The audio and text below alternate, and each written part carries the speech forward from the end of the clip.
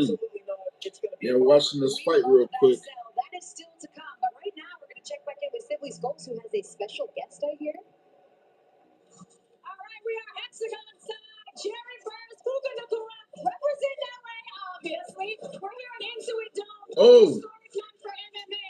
Who do you have tonight on the Puka Nakura. I'm all for 2 in the fights already, but I'm hoping Nate Diaz will bring me back. I'm feeling ready. Okay, Nate Diaz. I'm 2-0 in the fights already. I'm calling everything right. Nate Diaz winning next. Then I got in the news. Then I got Ronda taking it home. Couple of rim spurs there too. Nice. The next is starting to get for him. It's not going to end well for him, just like some of these fights. It's always a competition here. Have some fun, guys. Back to you. Are we ready? So we are moments away from another heavyweight showdown. Do we continue the streak of first-round knockouts? It could very well be the case, because we have one of the hardest punchers in the sport's history. Just ask Alistair Overeem. Francis Ngannou, the lineal MMA heavyweight champion, takes on the upset-minded Felipe Lins from Brazil. Ngannou, 2 inches taller, has the 5-inch reach advantage. Both of them on long winning streaks. And we are ready for the battle of the big boys, part 2. Well, they're representing 2 powerhouse teams. Ngannou with Extreme Couture and Felipe Lins from American Top Team. A lot of finishes between these 2 men. Lins, a little bit more of a grappling heavy style, but watch out for Francis Ngannou, who's been working on his grappling in anticipation of this matchup.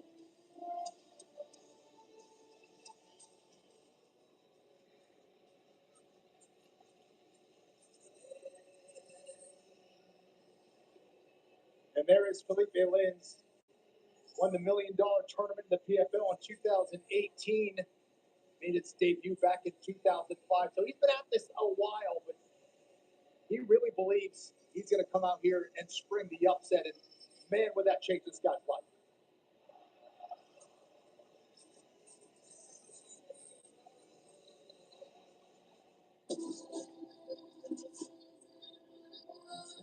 Predator versus the Predator Hunter.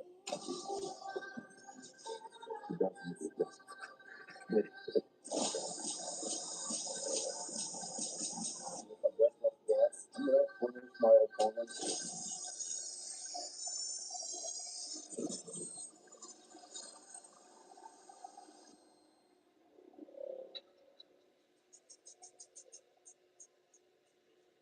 And now, ladies and gentlemen, we arrive at our first of our 3 main events of the evening.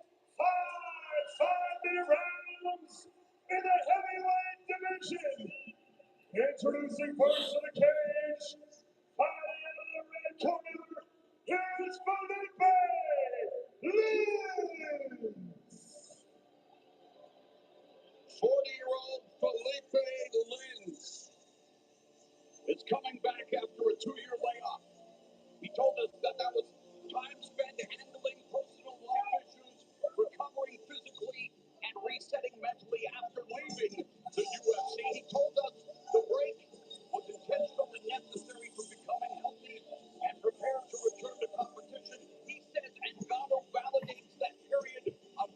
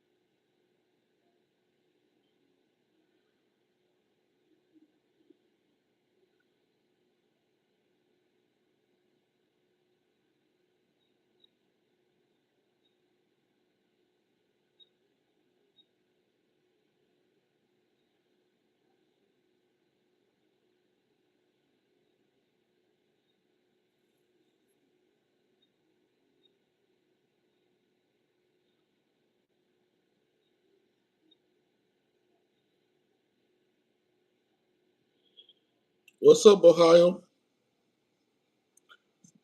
What's up?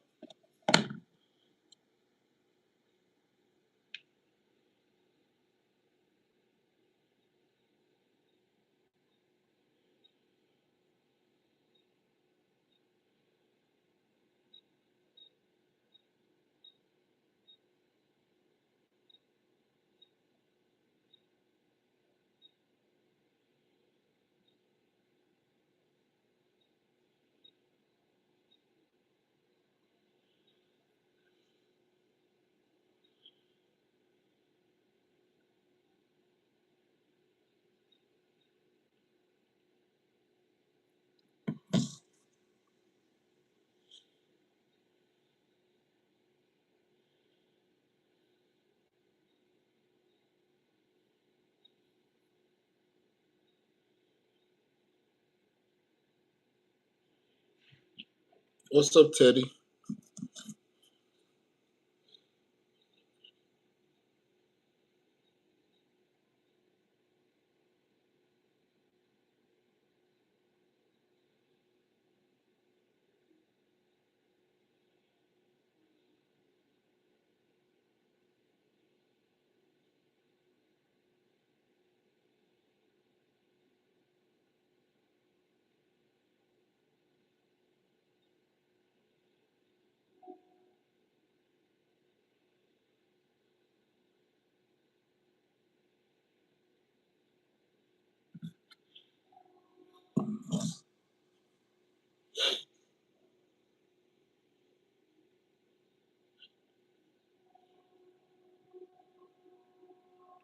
Quality came to the sport, quick learner, but has developed into a phenomenal world-class mixed martial artist. Yeah, returns to the sport with what his coach at Extreme Couture, Nick Sick, called a renewed hunger. He's lighter, sharper, improved cardio, and a mindset that even at 39 continues to evolve. We know about his power, but he has added more grappling skills and another layer beyond power striking.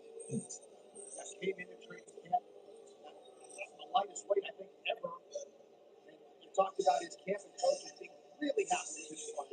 Yeah, and he told us, hey, he respects Lins. He respects all his opponents, but he sees Lins as a guy with some speed, pace, and technical versatility. The question, though, is can Lins survive the first clean shot? And he looked absolutely shredded. When I saw him on the scale, I said, oh, what is he? About 230, 235? He was still 257 pounds, ripped and ready.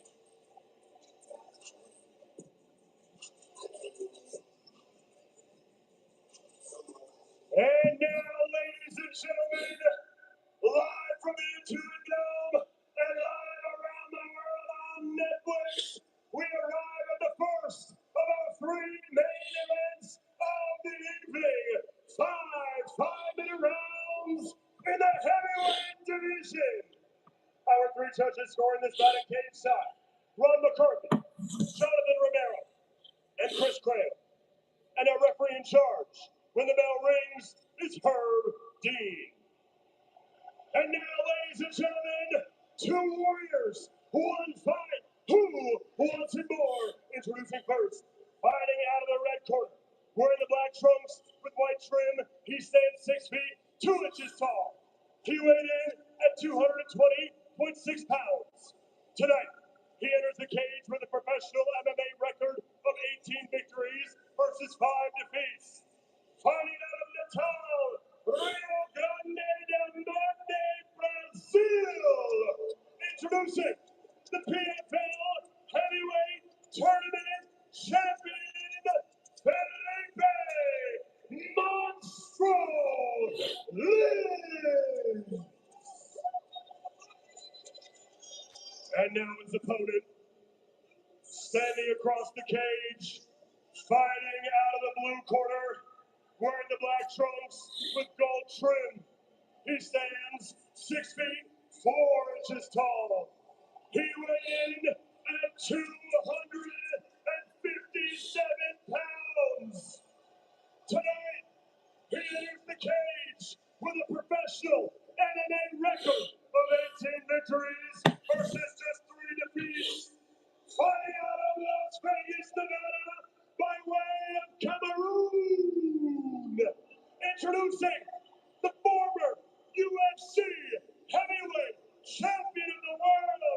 Introducing the current lineal MMA heavyweight champion, ladies and gentlemen, Francis the Brother Ngannou.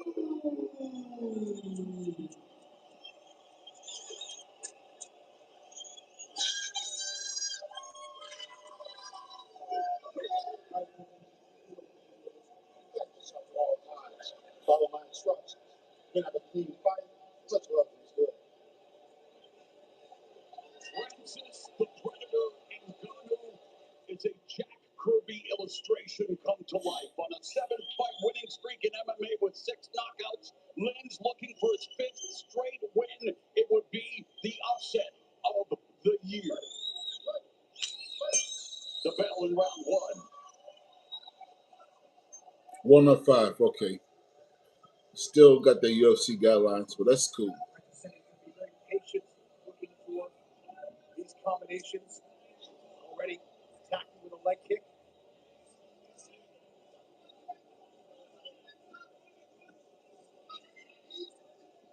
Mauro Ranallo along with 3-time UFC title challenger Kenny Florian cage side, the left and the right from Ngannou. Ooh, damn. Looking for the takedown, but now Ngannou's looking for the guillotine choke. Crushing body kick by Ngannou, but lands in on a nice connection. That's good. Hold on, let me check my status. He is a smaller man. Ngannou doing a good job with that left overhook. See if he can circle away from the cage here. Wow.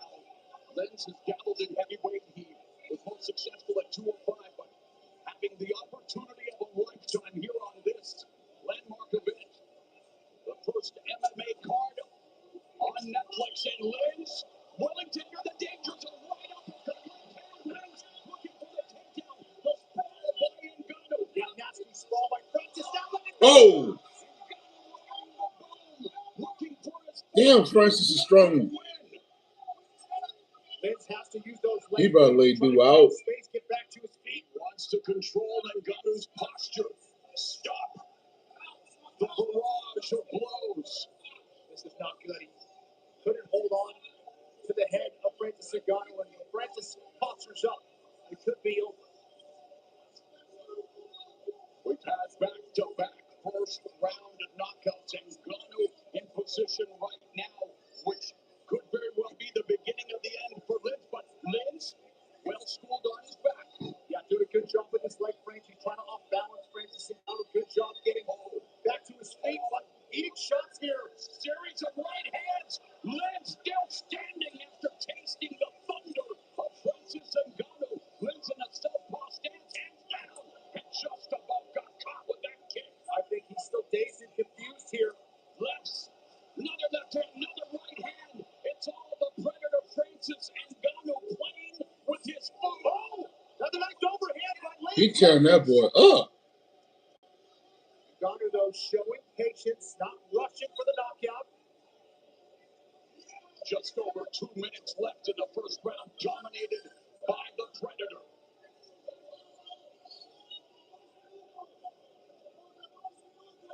An offensive onslaught for Ngannou. Body shots. I think Ngannou initiating this clinch is helping Lynn to kind of recoup and clear the cobwebs. Training the power bar of Lynn's by going to the body, Kenny, making that wise investment. Yeah, I think Ngannou may need a little bit of a break after that exchange. He's kind of getting his wind back as well. But he's still scoring with those body shots. 90 seconds left in the first round. Lynn's desperately trying to cause a break, change levels for the takedown, but eats another punch to the breadbasket and another body blow by Ngannou and another one. Oh, these are nasty. Lynn needs to break and get to the center of the hexagon here. Francis Ngannou systematically dismantling Lynn's, holding on for dear life, looking for the trip takedown, but Ngannou is not budging. Yeah, Lynn is looking for that sag. 257, sorry, Kenny. But the cage was right in the way, so he decided to bail on that. I think it's a smart decision. Final minute of the opening round, a steady diet of body shots by Ngannou. Lynn's turns, Ngannou around, puts him on the fence. The crowd being spoiled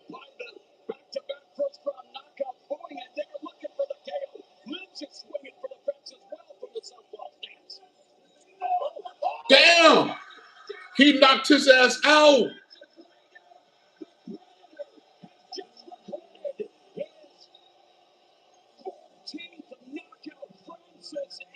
Francis, son, no, damn, that was a quick knockout.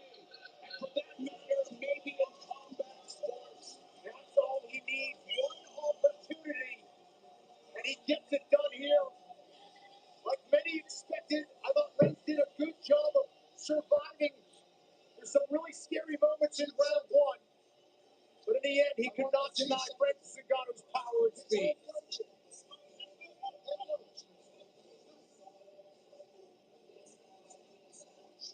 Welcome back to MMA. Francis Ngannou, 8 consecutive wins, his 7th knockout in that streak. A courageous Felipe Lins couldn't survive these kinds of shots, Kenny. Yeah, and you see that short uppercut that landed. Remember the left uppercut on Alistair Overeem, the knockout of the year back in 2017? It's Francis Ngannou closing the show. 3 first-round knockouts in a row. Guys, the investors pulled our funding. What? I just bought a jet ski. What do we do?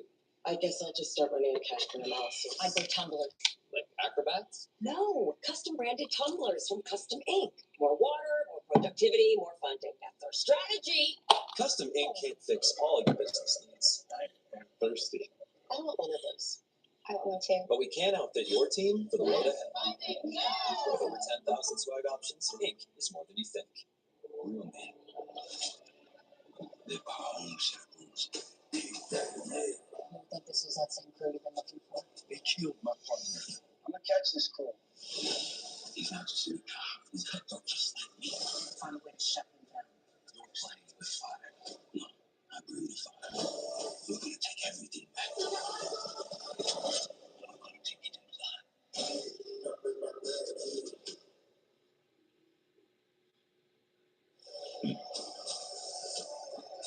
Francis Ngannou doesn't throw punches. He serves eviction notices to consciousness. The Predator knocks out Felipe Lins and improves to 19-3, retaining his status as the lineal MMA heavyweight champion. And this is how it ended. The left hook dropping That left hook did it. referee Herb That was a Dean nice waving it left off. hook. And it's another impressive stoppage win for Francis Ngannou as Lins gets stopped via knockout for the 5th time. But the Predator serving notice that he is still a force to be reckoned with. Went into a brief foray into boxing where he knocked down then champion Tyson Fury before losing a controversial decision in his pro boxing debut. He got knocked out by Anthony Joshua, but this is how you get back on track. Francis Ngannou turning out the lights on Felipe Lins. Let's make it official with Big Mo. Ladies and gentlemen, referee Herb Dean calls a stop to this contest at 4 minutes, 31 seconds of the very first round, declaring your winner by knockout, Francis the Predator Ngannou.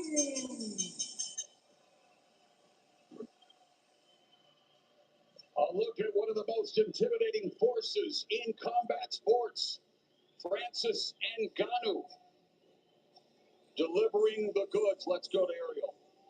Thank you so very much, Mauro. Francis, congratulations. You did it again, my friend. Can you describe what it's like knocking a man out like that, out cold? Well, I'm going to give a lot of respect to Philippe because he was tougher than what I thought. You know, he did hit some shot at the beginning and then keep on going really good. I'm like, okay, we have a tough guy here. We have a solid guy. He's legit, you know. And then, I just keep composed and then know that there will come a moment. And I keep hearing, basically, his corner saying, oh, 1 minute. I'm like, okay, 1 minute. We're going to get it done.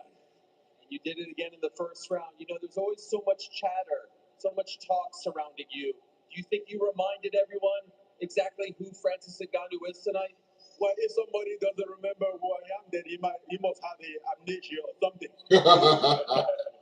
Because the statement is here tonight again. It's just another one. It's not like the first one. It's not like I'm making a statement. It's just another reminder. You know, 2025, you didn't fight. First year in your pro career, you took off. Your last MMA fight was in 2024, October of 2024. I was wondering if at any point you were worried you would feel rusty out there, that you needed some time. What do you think? No, I wasn't worried about my aggressiveness, because one thing that I know about myself is that it's an instinct. It's something that I have. It's not something that I have to trigger. It's just in me. It comes along. I don't have to do much for it. So I just have to be prepared and have the energy, the endurance to manage the adrenaline and everything around it. Earlier tonight, we saw Robelis Despan say that he wanted you to win and he wanted to fight you next. What do you make of that? Well, he had a pretty good knockout. I think we are running for the performance of the night, but I mean, he make himself legit, even though I think I can handle him. I believe I can handle him. Basically, the one I have saw tonight, I just have the knockout, but nothing impressive for me, for my style. I understand. You know, I'd be remiss if I don't ask you this. During your fight, sitting right over there was Johnny Bones Jones. I believe he's sitting right over there right now in the vicinity of that shot. You see him right there. He's standing up with his arms. What do you want to say to John Jones, who is here watching you fight? Well, as I said before, John Jones is a great fighter, probably the best that I've ever done the MMA. But I think in terms of business, you still have something to learn, and he should be watching what I'm doing and learn. And then if he get it now, he should be able to figure it out and come we make this fight, because this fight can happen before we retire. I believe so, but I think his cage. He doesn't know how to get out of the cage yet. He doesn't know where the hold in the cage. And how would that go if you did fight? How would it go? Well, I see myself victorious. Period. And also, can I just ask this experience with MVP? Because right over there is Jake Paul, and yesterday I saw him having some words for you. And so, what has this experience been like for you fighting for MVP? And what did you make of perhaps some of the disrespect he showed you yesterday? Well, first of all, Jake Paul is not running MVP, so he's just a blah blah blah guy. The kids are on the business. He's a so as far as business concerned, I think one thing that he was good at it to acknowledge He's French. his limit in business way, and then He speak French. run a business side. Some of the stuff I can understand what he's saying. Because what he was doing wasn't quite the stuff. But the experience was good. We had a good treatment by the team. Everything was squared up, being taken care of. My team, everybody, I didn't have to personally engage very much because it was going directly to my team and they were handling everything. So it was quite an easy process, stressless. John is perhaps contractually tied up. He is not. Do you want him next? Come on, bro. I mean, I assume he's a boy now. He's a man now. Last time I saw him, he was still a boy. So I don't know. Maybe he has grown up. By what I have seen, basically, by what I have listening. So let me ask him, Jake, what'd you think? You said some words about him yesterday, but that was pretty impressive, no? Yeah, no, as a fighter, we can fight. As his promoter, I'm here to help him. I'm very impressed with Francis Ngannou tonight, his performance. LA showed out. What we're doing is making history here tonight. Francis is a part of that as a fighter. MVP is here to get fighters paid more, to give them another platform that gets more views than the UFC. That's exactly what we're doing. We're creating a new home. This is a moment in history. And so me and Francis can maybe box one day, but tonight, as a promoter and helping him as a business partner, he came here, and I respect him for that, and he put on an incredible performance. So as a businessman, he did put on a good performance. We're going to work together and continue to help grow MMA and help fighters. And on the boxing side, maybe we can fight one day. Okay, fair enough. Englewood showing you love, as always. Last thing for you, Francis. let's make something crystal clear right here and now. Are you the best heavyweight in the world? Period. There's no question to be asked. I'm the fucking best. Period. I mean, you have any argument for it? Bring it up. I do not. I don't remember that last fight when my game of tournaments. I'm the fucking best. That's the best quote. And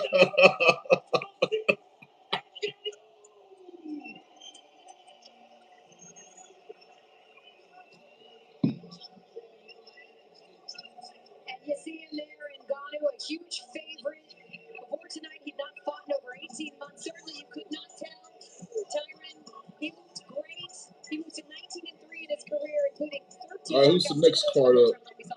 He looked great. Philippe Lewis came out. He was durable. He was standing in there. He was trying not to get knocked out. Unfortunately, it was too much power. It was sheets, blankets, layers of power coming towards him. Nate Diaz and Mike Perry. Fight so bad, but I'm not going to sit here and have Johnny Bones Jones to my left and not give him an opportunity to reply back to what Francis Ngannou said. He said he's the best heavyweight in the world, right? He said we can do this fight. It's on you. You're not a business medic to get it done.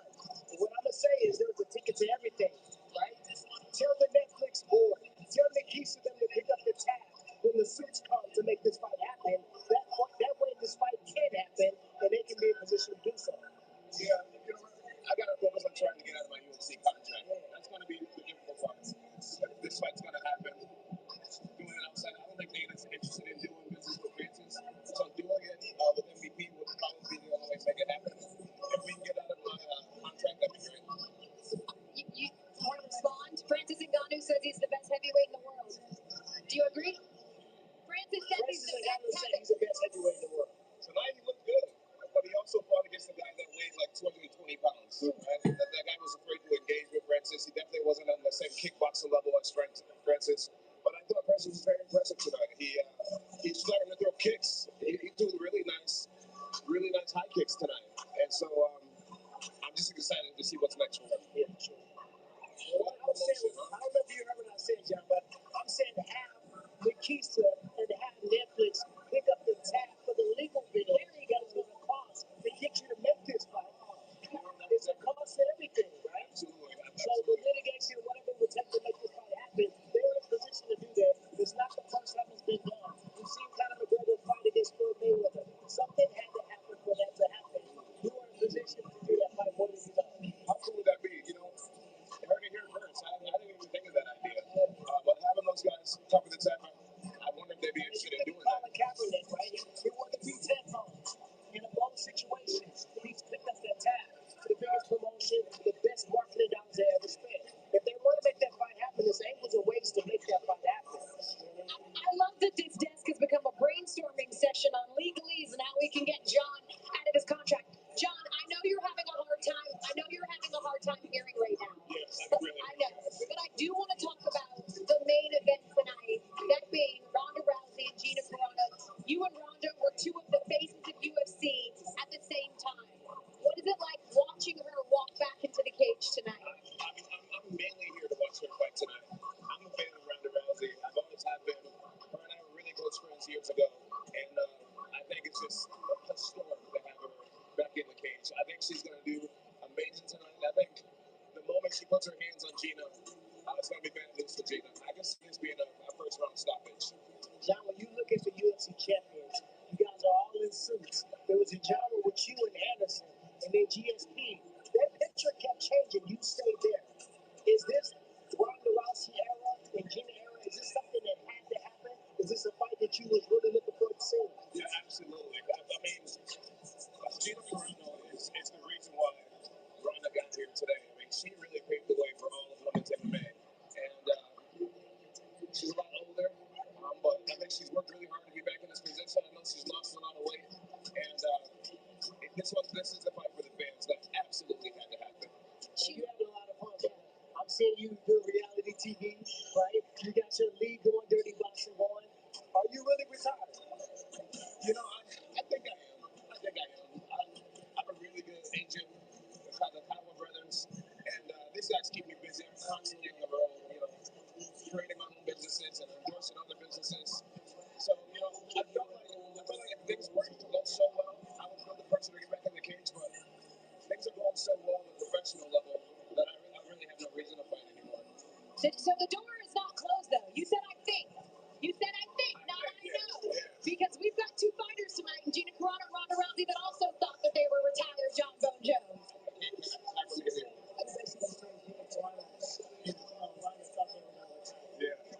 Yeah.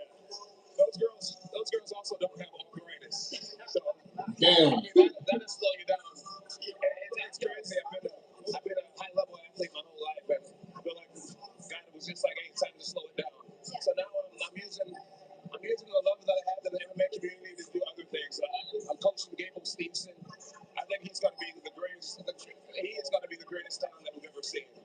Just absolute wonderful students, and yeah, we're going to have a lot of fun together. Enjoying life as a spectator instead of a fighter in the cage. John Bone Jones, thank you so much for joining us here at the desk. Enjoy the rest of this historic night as we've got much more from the City of Angels Fight Night right here on Netflix and across the world continues after this as we get ready for Gina Carano and Ronda Rousey. Oh, okay, I thought she was asleep. Just stretching. So after Nate Diaz and Mike Perry, God, I hope this is it.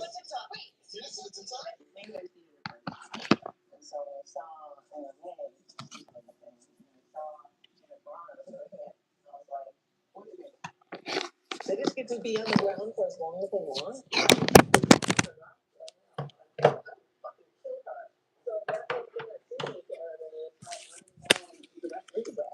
So like me, you're not gonna work. That's why I'm not.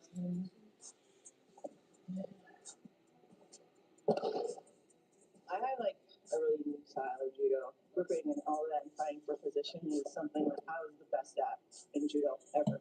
And I do bring up to try to get you up so quickly in judo. So I had to be transitioning into my submission already on the way to the ground, which is why my submissions are so fast. That's why I work so quickly. And it applies so well to MMA. You see my judo in my fighting. MMA allowed me to like finally be free. It like unleashed me in the way that like judo was holding me back.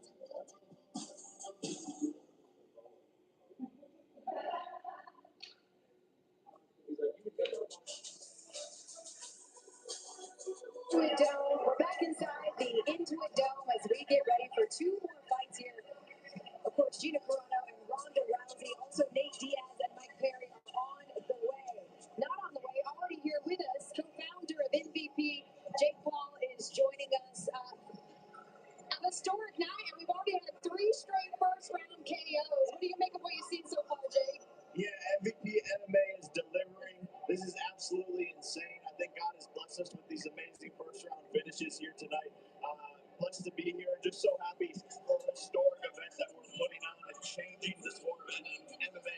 This is it. This is now. This is the moment. I get goosebumps just thinking about being able to help these fighters, giving them another place to go where there's just as much viewership, if not more, and more money for these fighters. So the future is here, and I'm just blessed. Let me ask you a two-parter here, if I can. Number one, do you feel like you have put the MMA world on notice with this event? And number two, I'll ask you the same question that I asked Nikisa, which is it a one and done, or are you 100% committed to keeping this thing going? Yeah, I think the MMA world is on notice for sure. We have some of the best talent in the world fighting here tonight. Some viral finishes. Obviously, the biggest streaming platform in the world.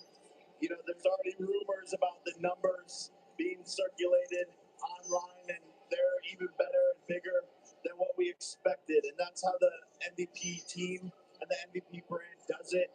Shout out to the fighters also for, you know, doing all the promotion, putting in the work. We all made this happen together as a team. And just amazing to be a part of it. And this is not the one and done thing that people might think it is. This is the start of something massive. Me and Nikisa are hungry. We're hungry for the fighters. We're hungry to make change. We're hungry to grow this sport and continue to evolve it and give the fighters more pay, the pay that they deserve, the moments that they deserve, and another home where they can become superstars. And that's what we're doing here tonight. So this is the start of something magical. I do want to talk about our main event. We've got 2 co-main events, but I want to talk about Gina Carano and Ronda Rousey. We just saw the package there. I know know that you said you were inspired by Ronda Rousey as a kid to take up judo because of her. So what does it feel like to be a part of this moment and returning her back to the cage for the first time in a decade? It's definitely surreal. It's a pinch me moment. I'm here with Anderson Silva, John Jones, all of the MMA legends are in the building. I grew up watching these guys, and so to be able to work with them and help them, give them a platform, it's absolutely insane. And I think it just shows anything is possible with the power of manifestation and believing in yourself. It's really amazing, and you put it very well. You know, earlier in the week, Jake, I do have to ask you about this because earlier in the week we did an interview, and you said you're considering retirement because of the job. There are people in your life who are saying maybe it's time, and then like a day later, you're on the stream saying Canelo 200 million. So like, what's the real and what's not the real here? What are we doing? So when we did our interview, it was before I went to the hospital to do the checkup on my jaw. 2 days later, I go to the hospital, and my doctor says I could spar in 2 to 3 months, and everything is healing perfectly. Okay. So that was the change in the Okay, narrative. so now you're leaning back towards. Oh, you're back. Okay. I'm back. I get you. I'm cleared. I'm cleared. 2 to 3 months, I'm cleared to start sparring again. And so I'm gonna do MMA. I'm gonna do an MMA fight for sure. Next up, is that what you want to do? Not next. Not next. Going back into boxing. We will see. There's a long list of opponents out there. But just going to get slowly back into training and figure out when I'm going to make that return. We've got two fighters that are pretty familiar with your boxing prowess tonight, that being Nate Diaz and Mike Perry, who are fighting next year. What did you learn about them as fighters after facing them in the ring? Yeah. You know, Nate Diaz is extremely tough, durable. His cardio is on another level. He's a warrior. He loves this. He's having fun in there. And when a guy is relaxed, they're hard to beat. And he seems in the best shape of his life for this fight. He's locked in. He's dialed. He seems jolly. It's like almost a new birth of Nate Diaz. I've never seen him like this before. And I think when he's in a mode like this, he can be very dangerous. And Mike Perry, on the other hand, is one of the toughest guys in the world. Bare knuckle, throws absolute bombs, rockets. He does not stop. He's absolutely a zombie. He just keeps on coming forward. And so Nate Diaz, you know, as tough as he is, he might have a tougher opponent in Mike Perry. So I don't know if we're going to see a brawl or if Nate's going to try to take him to the ground and submit him. I can't wait to see how it plays out. Obviously, there's no one watching. Don't worry about it. Just between us friends, who are you leaning towards? You know, that's a great question, and I think I lean towards Nate Diaz. Okay. I think he has a better all-around MMA game. I think if it stays standing, then Mike Perry can stay in the fight for a while. But if I was Nate Diaz, I would want to take it to the ground and try to get into his jiu-jitsu skills. There it is. We have the fan favorites coming up in just a minute as we say thank you so much, Jake Paul. Enjoy your cage side C. It's nice. You've got like a whole domain where they come and they hug you and they greet you and kiss the ring a little bit. We love that for you. It's a good life. Yeah, it's a really good life to be Jake Paul. We appreciate you. Of course, we are anticipating the return of Gina Carano as well. After 17 years away, she's walking back into the spotlight tonight with a chance to add another chapter to a legacy. 17 years, damn. She been going that long, damn. Never taken the easy road and somehow still built history because of it. Raised amidst the neon I give it to empty midnight. background of Las Vegas, Gina Carano instinctively sought the grit Especially when of they an get down with the artistic Nate path. Diaz and Mike A Perry teenage fight. rebellion against what would be considered an Wow. affluent upbringing, choosing the streets rather than stepping into a designed life of privilege. I didn't ever think about having a future. You're supposed to go to law school. You're supposed to, go be a doctor. Definitely going to college. I didn't like money being held up in my head. So that's when I met Kevin. The second I laid my eyes on her, I was in love forever. We're young and we're living a life that we lost a lot of friends to drugs, alcohol, and murder. It was not a good place to be. How badly can we destroy our lives? And that's the life we lived in Vegas. And Kevin decided that he was going to stop drinking and start training Muay Thai. At that time, there was no Muay Thai in America. It was non-existent. You couldn't even tell people you said Muay Thai. They didn't know what it was. I walked into the gym that he was training at, and this little Thai man came up to me, Master Chan, my first ever coach, and he said, said, "Oh, baby, you know, you're fat. You need to lose weight." And I was like, yeah, okay. All right, let's start training. Once you start training, it is so addictive. You fall in love with it. I lost 30 pounds and I had my first fight 6 months later. Success arrived early and often, with wins in her first 7 fights. And as the women's side of MMA began to catch on, Carano established herself as a trailblazer with a legacy as bright as the lights of Las Vegas. All right, people, it is time to take a look at the betting markets for our co-main event. With the tale of the bet, it's brought to you by DraftKings Sportsbook, and here putting on his gambling hat to give us his perspective is DraftKings MMA analyst Kenny Florian. Hey, Kenny. Thanks, I'm excited to see this go down tonight, and honestly, it's going to be a good one. Look, every MMA fight ends one of 3 ways: by decision, submission, or knockout. A decision means the judges scored after all the rounds are over. A submission happens when a fighter forces a tap or a stoppage on the ground, and a KO or TKO is a significant strike. Damn, they got more bets on Nate Diaz. 600 for decision, 400 for submission, 900 for TKO, KO, TKO, DQ. God damn. Yes, Mike Perry is very dangerous. 175 for Mike Perry, 2,500 if he submits, 185. So you give Nate a higher betting over Mike Perry. Come on, DraftKings. 185 for KO, TKO, DQ. DraftKings is crazy.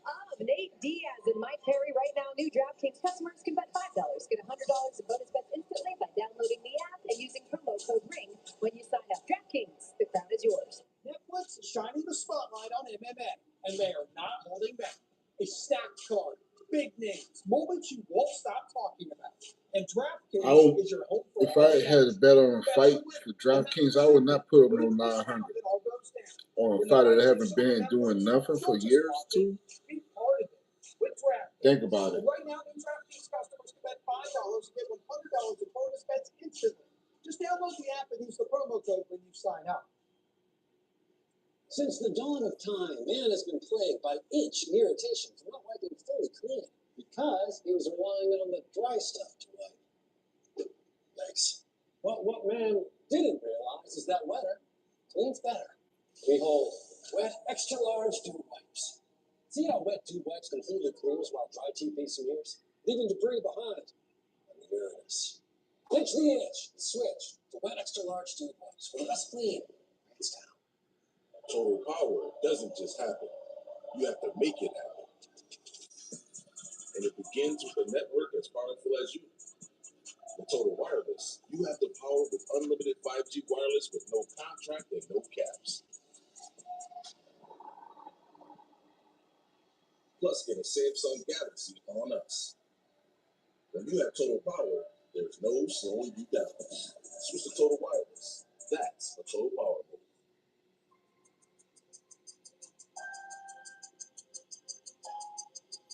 The Burrs is not a last chapter. It's a new beginning. There are wonders in the grass.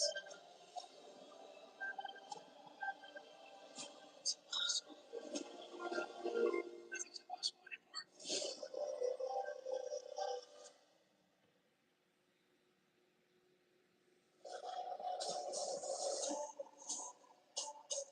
MMA's debut on Netflix has thus far been a knockout. 3 consecutive first-round KOs, and we've arrived to the people's main event. No filters, no apologies. Nate Diaz and Mike Perry treat violence like performance art, with blood as punctuation and chaos as conversation.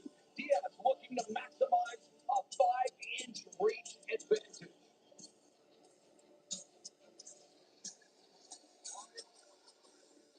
And here we have Nick Diaz representing, of course, Nick Diaz Academy. See a bunch of finishes there. 4 knockouts, 13 submissions, 11 KOs for his opponent, Mike Perry. This should be a fun one here, Paul.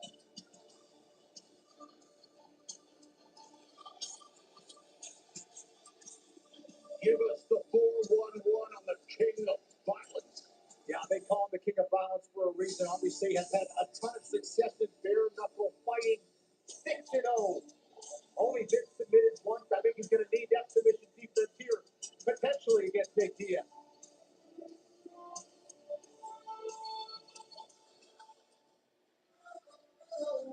He is still the reigning defending king of violence champion.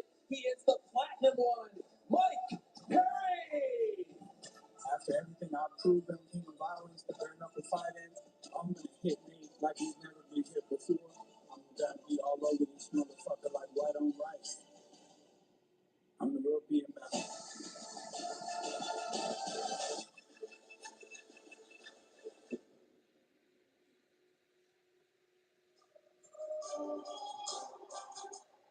And now, ladies and gentlemen, we arrive at our second main event of the evening. 5-minute rounds in the welterweight division. Introducing first to the cage, fighting out of the red corner, here is Mike Perry. Mike Perry told us that survival shaped him long before fighting ever did. A childhood split between Michigan and Florida left him constantly battling to belong. A road that spiraled through drugs, probation trouble, and jail until a job at a UFC gym changed everything. What started as work became the rise of Platinum, one of combat sports' most volatile and unforgettable personalities. Well, Mike has matured so much over the years, and I'm curious to see how he's going to adapt to the 5-minute round format here when he's been used to 2-minute rounds. So now it may not matter either way because he's so explosive and is going to look for the knockout here, but interested to see how he adapts. Perry steps back into MMA for the first time in more than 5 years, rebuilt through bare-knuckle warfare, and believing he is more complete than ever. Long known for his pressure, power, and pure chaos, Perry says this version is smarter. But against a guy like Nate Diaz, Perry knows the mission is simple. Bring the violence before Diaz finds his rhythm. I think that's exactly what he needs to do. He understands the assignment. Can he get out the durable Nate Diaz early, though?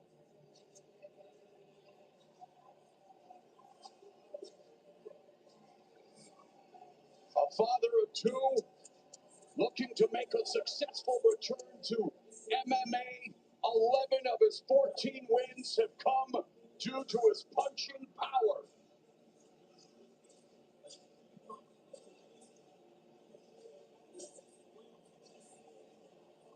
All right, let's take a look at the legend, Nate Diaz, founder of the BMF title. You can look that up if you don't know what BMF means. This is his 35th pro MMA fight, and with that level of experience and with that third-degree Brazilian Jiu-Jitsu black belt, this guy is going to be a problem if it goes into the later round.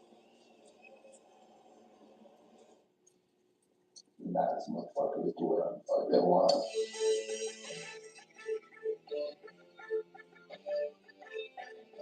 He is the real BMF. He is the one and only Nathan Diaz.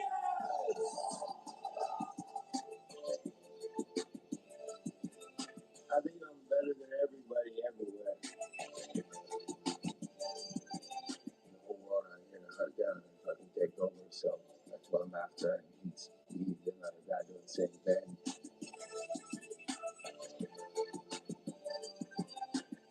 Take him out, kill if we kill.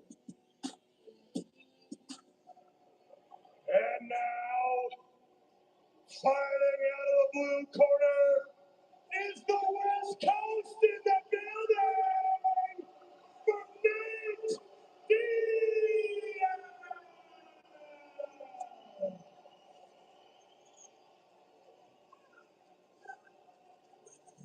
Anticipation for the people's main event is higher than Nate Diaz on any day ending in Y. Fighting in mixed martial arts for the first time since 2022 when he submitted Tony Ferguson in round 4 with a guillotine choke at UFC 279. During a stint in the Ultimate Fighting Championship, Diaz won Fight of the Night honors 8 times. Kenny, he's made a career out of drowning opponents in deep water, the pace, the pressure, the psychological warfare. And listen to this response. One of MMA's biggest anti-heroes, a cult favorite, he and his brother Nick, as authentic as they get. His superpower has been durability and toughness, and he's used it to win so many fights over the years in a bunch of different combat sports venues, whether it's boxing or stand-up or whatever it is. This guy is the real deal, but I think he's at his best when he's doing mixed martial arts. And Nate Diaz is a legend for a reason. They absolutely love him here in Cal. Against Conor McGregor at UFC 196, he absorbed the early precision. He extended the fight into deep water, forced McGregor to work at an exhausting pace, and then capitalized once the movement slowed. Panic started, and then all of a sudden it was a rear naked choke heard around the world. And even in defeat in the rematch, Diaz still managed to drag McGregor into a narrow, exhausting war, despite knockdowns and severe leg damage. I'll tell you what, it's been a little bit since we've seen him in MMA, but this is the best I have seen him. He physically looks phenomenal. He was born the day after Marvelous Marvin Hagler and Thomas Hitman Hearns, their Thriller, which happened on April 15th, 1985. He shares his birthday with Gina Carano, who we will see in the main event. He also shares his birthday with Washington, a Malibu, British Columbia, Canada.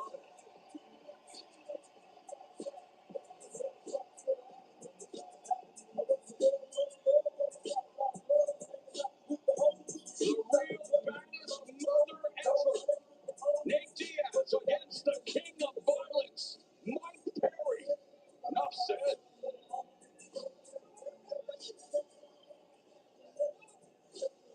And now, ladies and gentlemen, we are all set for our second main event of the evening, live around the world on Netflix. 5 rounds in the welterweight division. Our three judges scoring this bout at Kansas, Rafael Davis, Chris Lehman, and Marcel Varela. And our referee in charge for the bell rings is Mike Beltran. And now, ladies and gentlemen, 2 warriors, 1 fight. Who wants it more? Introducing first. Fighting out of the red corner, wearing the black trunks with gray trim, he stands 5 feet 10 inches tall. He weighed in at 169.6 pounds. Tonight, he enters the cage with a professional MMA record of 14 wins versus 8 defeats, with 11 of those wins by knockout. Fighting out of Orlando, Florida, many fighters can be gold, but only one is platinum. Mike Perry.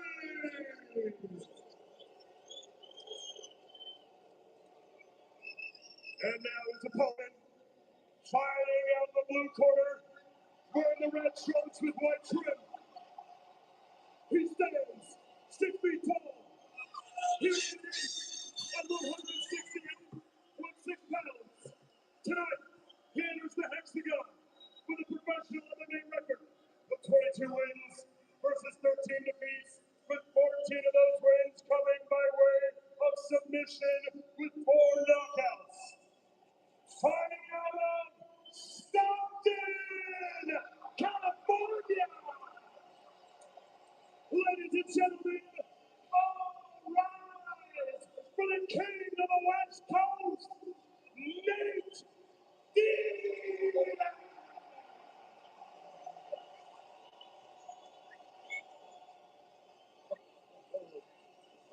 You need to cut the tension with a chainsaw. Macho, get over the rules already. Protect yourself at all times. Obey my commands at all times. Let's go, count to 1. The sound of the bell, come on out and handle your business. Let's go.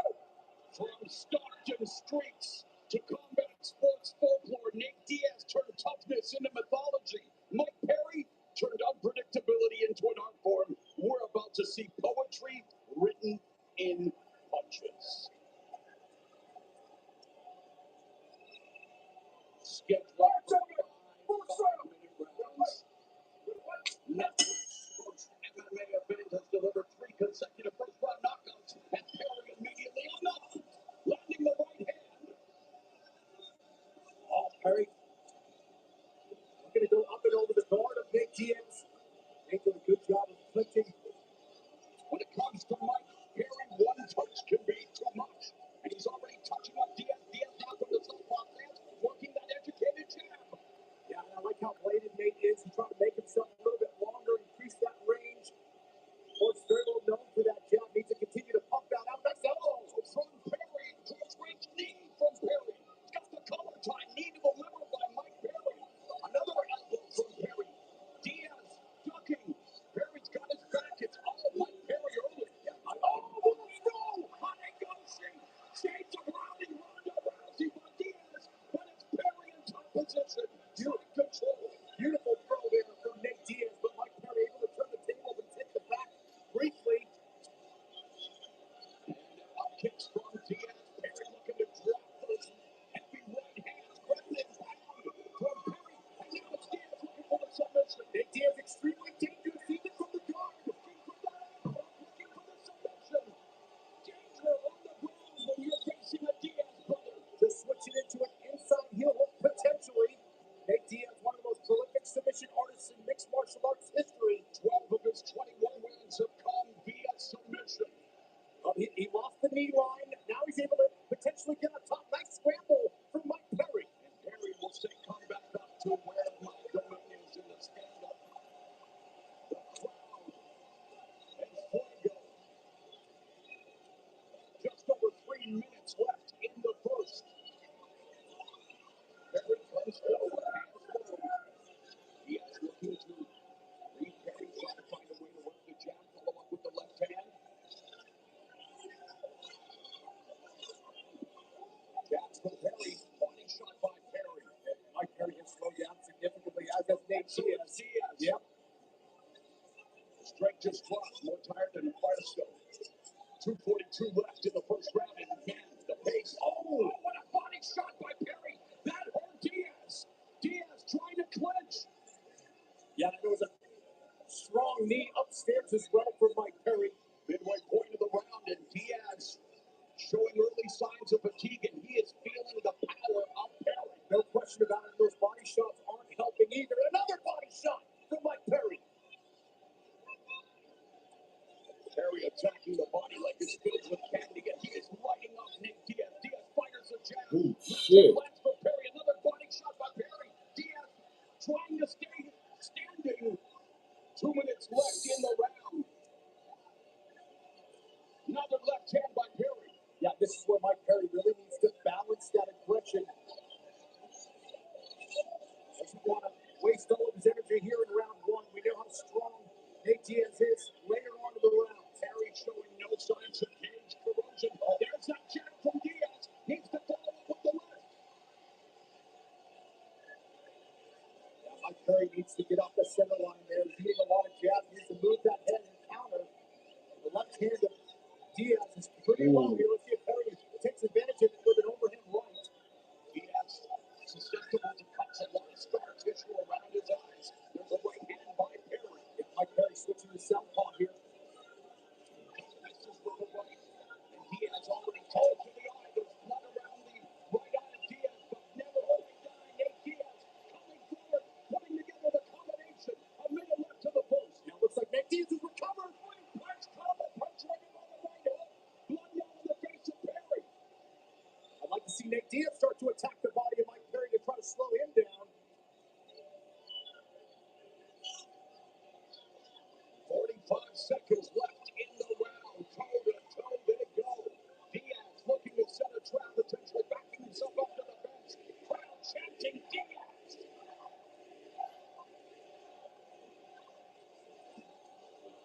Knee up the middle by Perry. Diaz putting together the combos. Yeah, 100%, but I like how Mike Perry is mixing up his strikes. He's throwing kicks, he's throwing knees and elbows as well.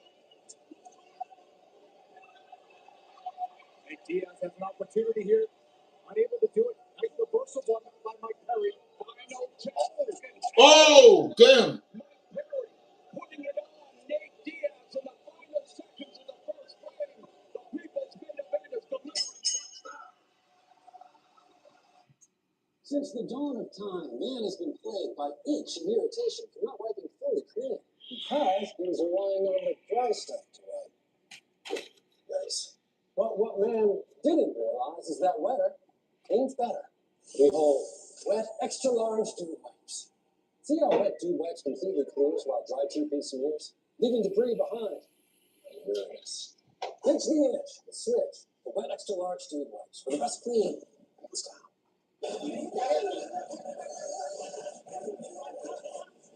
W is a personal care brand created by Jake Paul, built for young men who are putting in the work. W just released its new and improved deodorant now with more scent, more glide, more sweat protection. Get it on Amazon or at Walmart stores nationwide. W, because smelling good isn't just about hygiene, it's about confidence, and confidence helps you show up ready to win the day. Now that's a W.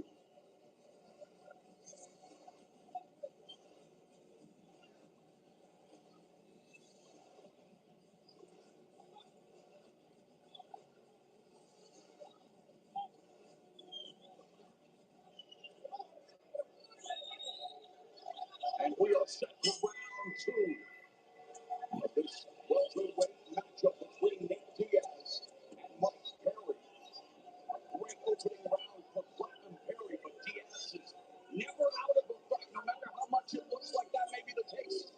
No, he isn't. Did a great job of recouping from those body shots. Now staying busy with that lead hand. The stinging jab by Diaz, but Perry closes the distance, looking for the other strikes. Superman punch by Perry. Mike Perry can do so much damage in a short amount of time. Chance of Let's Go Diaz. One of the biggest stars in MMA.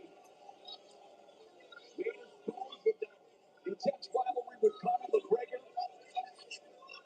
Waiting perhaps a future rubber match there, but right now he's got his hands full with Mike Perry. And Mike Perry continues to try to destroy the body of Nate Diaz.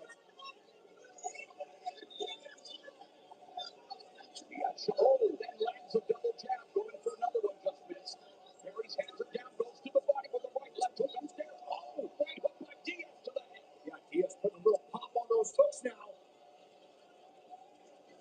Knee up the middle with the collar tied. Oh, Perry just missing with the left elbow. Nate Diaz doing a good job moving his head there. Oh, the uppercut by Perry. Another combination that lands for Perry. Putting it on Nate Diaz. Oh, it's durable. Oh, nasty elbows here. Right hand. Mike Perry punishing Nate Diaz here in round two. And yet Diaz standing his ground. And this is exactly what both fighters expected. They knew they were in for a war. Nice 1-2. As for the first time, we are in round two. And it's a bloody, brutal affair already. Mike Perry showing fatigue here.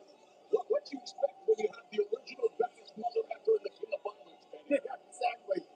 These guys are trying to kill each other here. And the crimson mask begins to envelop the face of Nate Diaz.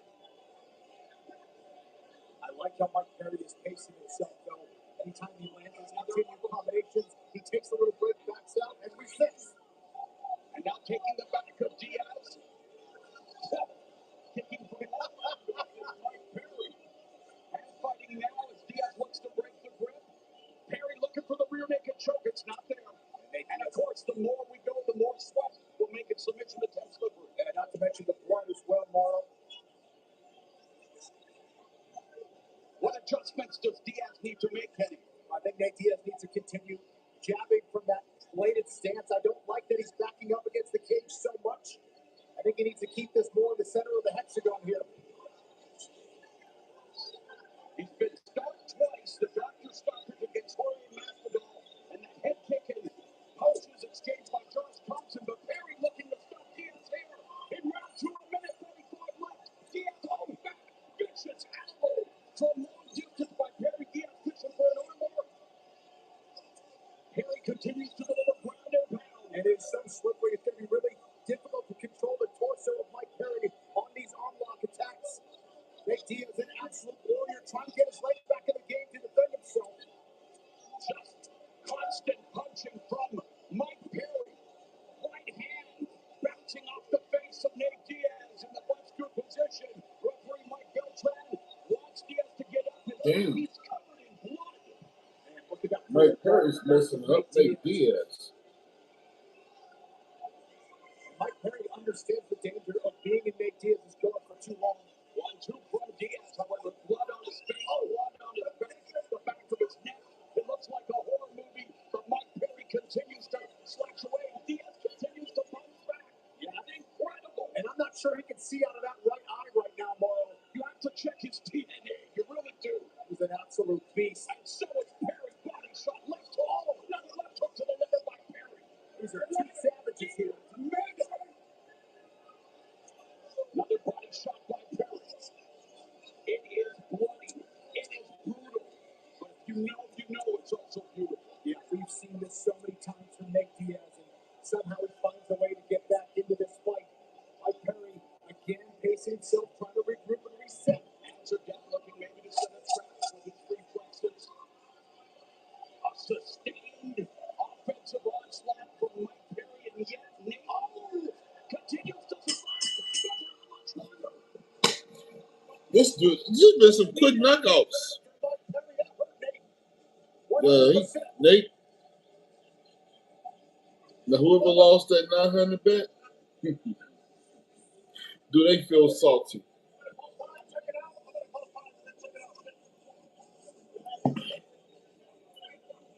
He busted him up bad.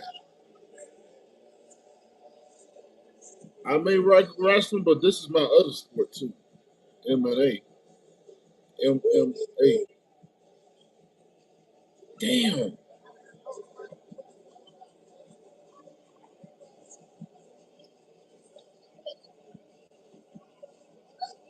And after this main event with Ronda and Gina, I'm gonna have to get some sleep and go to bed soon.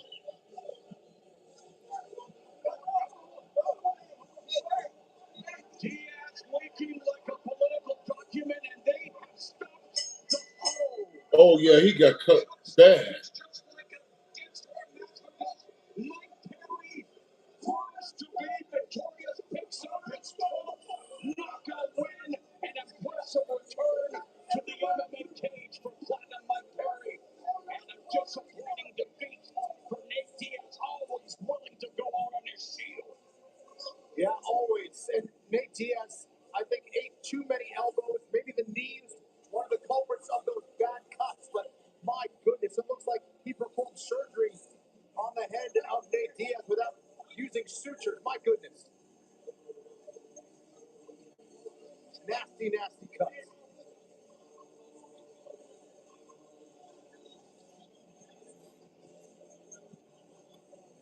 Wow, one more time. Perry punished Nate Diaz, making him a bloody mess. That will cause him to bleed too, right in the face. Knee to the face. One Bank presents Wow. She's a credit. She loves canceling older credit cards when they're paid off. But what she doesn't know is that canceling them can decrease the length of her history and hurt her credit scores, both of which could lower her score. Don't be like Cancelina. Instead, learn how to avoid the wreckers at creditwreckers.com.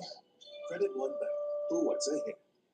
Increase the market share. Women just want to feel heard. Right? I think they want to be. Alex, I'm in the middle of an idea, but it's so good having the room. You on the phone? Women aren't in charge of. What are you doing in my office? Where the hell am I? It's my guy. He wants to sit at the Bechilln's table.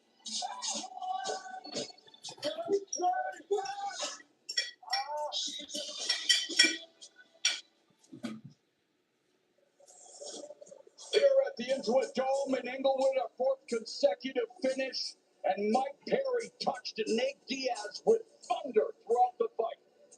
Love the way he was mixing up strikes. balancing his aggression with patience, just nasty body shots. There's another. In close, he was landing elbow after elbow, was throwing knees upstairs. There's Nate Diaz landing a beautiful combination there. But here comes the knee that came with an unsubscribe button for Mike Perry. The uppercuts, I mean, it was an onslaught, Kenny. Yeah, but the fight really delivered. We knew these guys were going to be violent and aggressive. It's exactly what we got. How about that elbow? The variety of strikes from Mike Perry, the placement, the delivery system, dynamite. He's matured outside of the cage and matured inside as well. I think Mike Perry from several years ago probably would have got exhausted after round one. He was able to pace himself. He prepared. Looked phenomenal tonight. What was it, the red winning as the fighters waved off, and Mike Perry is victorious. Let's make it official now with Big Mo. Ladies and gentlemen, referee Mike Beltran calls a stop to this contest at the end of the second round due to advisement of the blue corner, declaring your winner by TKO Platinum, Mike Perry! Fourth consecutive finish. That's how you say hello to MMA for the first time live on Netflix. Mike Perry, a successful return to MMA. He's standing by with Ariel. Marl, thank you very much. Here with the winner, Platinum Mike Perry.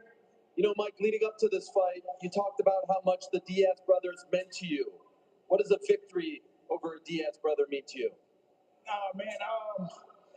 I mean, look, I landed really good shots, and I was hitting. I was getting a little tired, but I think that's part of it. Like, we get tired every round. He's the toughest fucking guy out there. There's no quit in him. If he stumbles around, you know what I mean? He's got tricks up his sleeve. I can't just go in his guard and ground and pound, tie up my feet or throw an arm bar.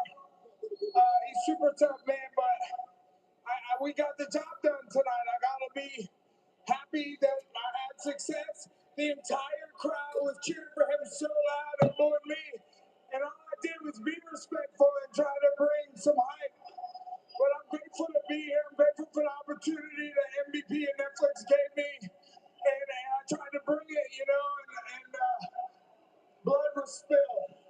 It sure was. Obviously, they love him here. There's no doubt about that. And they're booing, and we understand that. Is any part of you a little disappointed that you couldn't win emphatically, that it was stopped between rounds? I think it was pretty emphatic. I think it was fucking big power shots landing left and right. I slowly walked and paced across the ring. I didn't feel any counter shots. Only his jiu-jitsu was putting me in trouble at times, and I knew how to counter that. But, you know, it didn't get a complete stoppage in his book. If there's a rematch or if Conor McGregor wants to put up or shut up, stop running his mouth. Jake's crazy calling out Francis Ngannou. I'm not calling out Ngannou, but I would MMA against Jake Paul. Jake, I'll MMA this motherfucker. Fuck yeah. Let's do it. Already beat that ass in boxing. It was a good fight. You did. You got me, bud. I'm more of an MMA fighter. You saw the shit I landed tonight. You don't fucking like that shit either. I love it, Mike. I love you, Mike. You're a warrior. This is your night. This is your moment, but we can run it. Thank you, bro. It's good to be here. Obviously, Mike, you've been fighting in BKFC for the last 5 or so years. Those are 2-minute rounds. Your last MMA fight, 2021, how was the cardio going out there for 5 minutes? Well, I didn't get to see the championship rounds. I got it. Look, 5-minute round is a lot against me. Like, I'm making people quit in 4 minutes or less in bare knuckle. Fucking little gloves and elbows. 10 minutes of damage. It's a lot of fucking power and pain for people. I'm a lot to deal with. I'm a super aggressive guy. I train really hard, really explosively. And I landed some shots now. No one's tougher than that guy. That guy shouldn't have been taking those fucking shots, but he does. So yeah, I'm grateful to be successful tonight. My babies are watching. Ocean and Audie, I love you guys so much back home in Florida.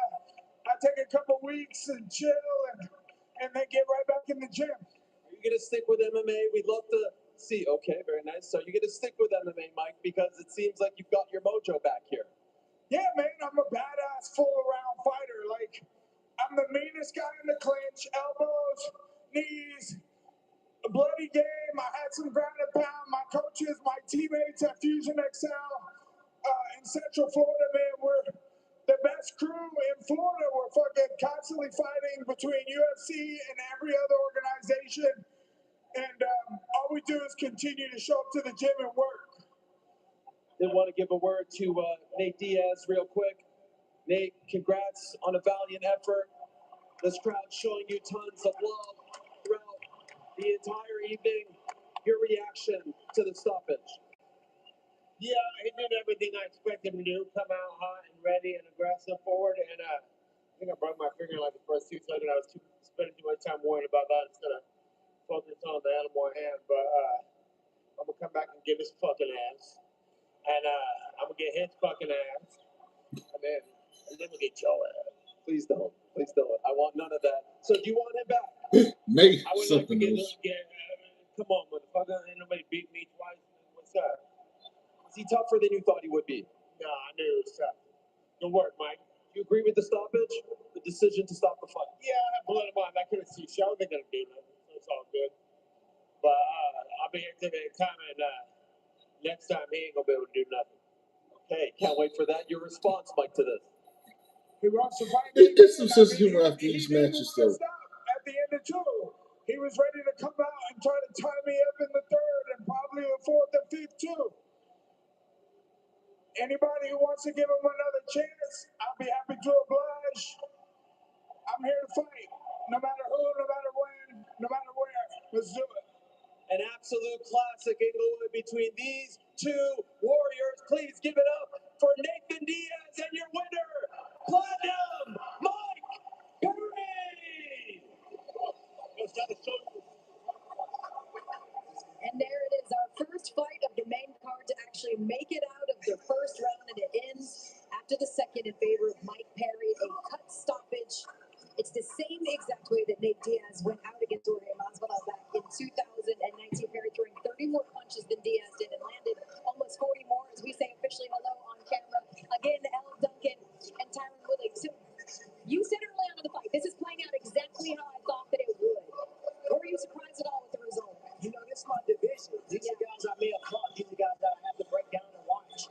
You know, I knew that if Perry would throw hits in the body and do punches and bunches and really throw his combinations and strings, he would do well. I also knew that Nate would do well if he used a longer jab and keep him at bay and blade his shoulder forward.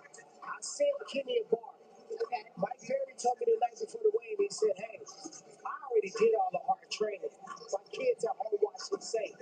I got one thing I'm focused on. And when a fighter comes to a weigh-in and says, this is my favorite part, you better believe it. Yeah. Would you like to see Mike Perry stay in MMA? He's been doing very well in bare knuckle. Bare knuckle is missing a few kicks, missing some takedowns. Did you see a kick or a takedown from Mike Perry? Yeah. His mindset and his game plan is the same. All right, we've got the main event that is still coming up. They've been fantastic fights tonight. We're still awaiting the return of Ronda Rousey and Gina Carano, but the 2 stars of Nemesis are in the building. Matthew Long and Ellen Knoll, no strangers to duke it out themselves. The new series from the creator of Power is now playing only on Netflix. 2 pioneers, 1 cage, and after years of near myth and what ifs, Ronda Rousey and Gina Carano are finally about to meet. My friends, our main event is next. Stick around. Good.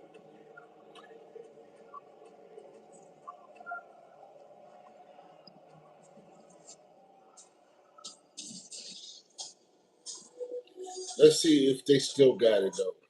Since the dawn of time, man has been plagued by itch and irritation from not liking fully clean because he was relying on the dry stuff to wipe. Yikes. What man didn't realize is that wetter cleans better. Behold, wet extra large dude wipes. See how wet dude wipes completely clears while dry TP smears, leaving debris behind. Uranus. Ditch the itch and switch to wet extra large dude wipes for the best clean, hands down. like a relentless weed. Moderate to severe Crohn's disease or ulcerative colitis symptoms can keep coming back. Break away to what's possible with Tripwire. The only IL-23 blocker for Crohn's and UC to offer self-administration from the start. Tripwire can help with symptom relief as early as 4 weeks, remission at 12 weeks, 1 year, and 2 years. Some have visible repair of their intestinal lining. Serious allergic reactions, increased risk of infections or lower ability to fight them, and liver problems may occur. Before treatment, get checked for infections and TB. Tell your doctor if you have an infection, flu-like symptoms, or need a vaccine. Break away with Tripwire. Backed by over 15 years of clinical research. Ask your doctor about Tripwire today. See what now I know about watching this fight tonight. It's like WWE Raw. They give you like certain parts of commercials, less commercials. But when it's SmackDown Raw, they give you like 7 or 8.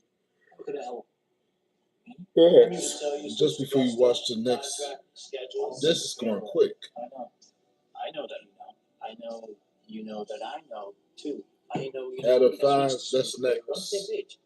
Then after that, Special Forces. What brings you to Rio?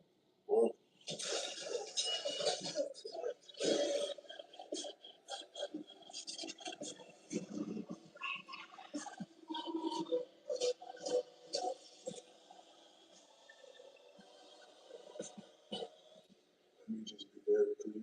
You're not going to survive this.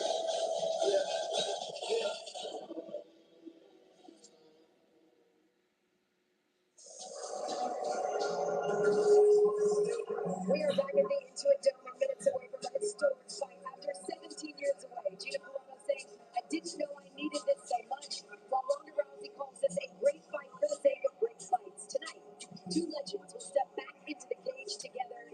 It is almost time for our main event.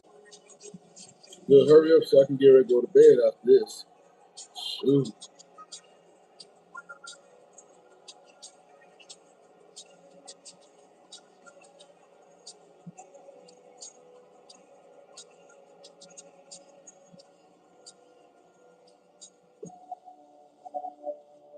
No one is questioning their credentials. Gina Carano is now the face of women's MMA. One of a kind, Ronda Rousey. No one's denying their strength, with legacies written and chapters closed. Ronda Rousey and Gina Carano have nothing left to prove, except perhaps to themselves. It's about the respect. It's about closing out something that's always been lingering in the back of my head. Could I do that again? For me, this is my own closure. But I'm not fighting for everybody else. This fight's for me. They're doing this because all these years later, the flame still burns inside. Doing hard things makes you start to live again. I'm going to be the most dangerous I've ever been. The need to be tested, the hunger for the challenge. Blow by blow by blow. At stake, the ultimate privilege. Walking away with no questions left to answer. Not an ounce left to give. There's nothing that's going to make you that hard from getting in a fight. It's going to be fast and furious for us. Second that bell rings, you know what's going on.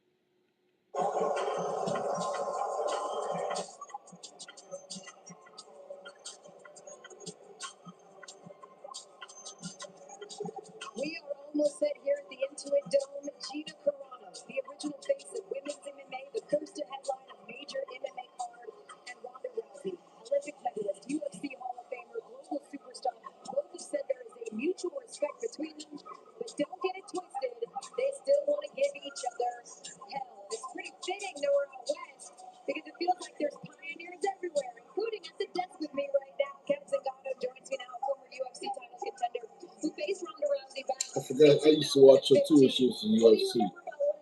Kat Sangano. I mean, she's very talented. She's very skilled. She's very confident, you know. And so, you know, I also know I'm very talented, very skilled, very confident, and her coming in that power and her ability, everything here is a really intense time in this filled out arena. Yeah, it's a great time. The atmosphere is intense. You know, listen, I know how I felt when I found out Ronda Rousey was returning to the cage for the first time in 10 years. You actually found out before even some of her family members. Could you explain? Yes, about a year and a half ago, Ronda reached out to me saying that she was looking for this fight. She wanted to put it together. She wanted a legacy legend fight with Gina Carano, and she hit me up to come help her train. And one of the rules was once I got up there, we were telling her mom that we were training for me. Yeah, we were not telling her mom that she had a fight or any of this was in the works. So it was funny because I left and she was like, hey, my mom just said, you know, some people just don't know when to quit. Interesting. So obviously her mother knows now that she's returning. Yeah. What was she working on in training?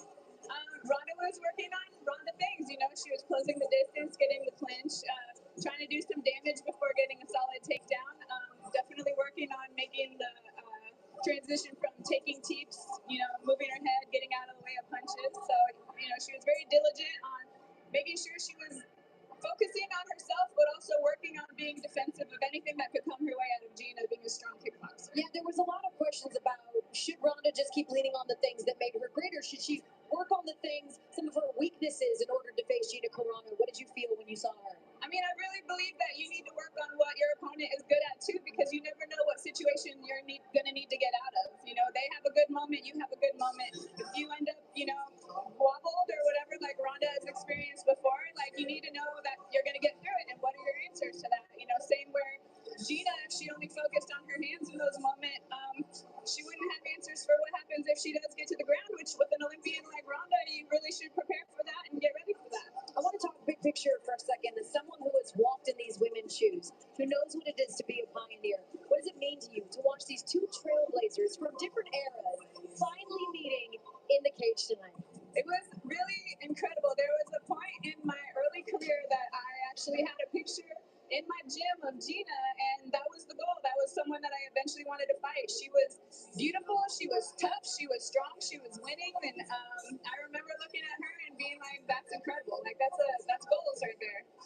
You know, she went into the movie career, and then Ronda came up, and I was very excited to get to fight and have competition against a pioneer like Ronda. But to see Gina back here and to see both of these incredible women that made such moves for this sport compete against each other, it's really surreal. It's an incredible experience. It truly is. It's been 17 years for Gina. It's been 10 years for Ronda Rousey. That time has almost come to an end. We're about to see them. Thank you so much, Kat, for joining us to break down this historic matchup. But one more time, before we get a cage side, we check in with Sibley Scholes, who's standing by with a special guest.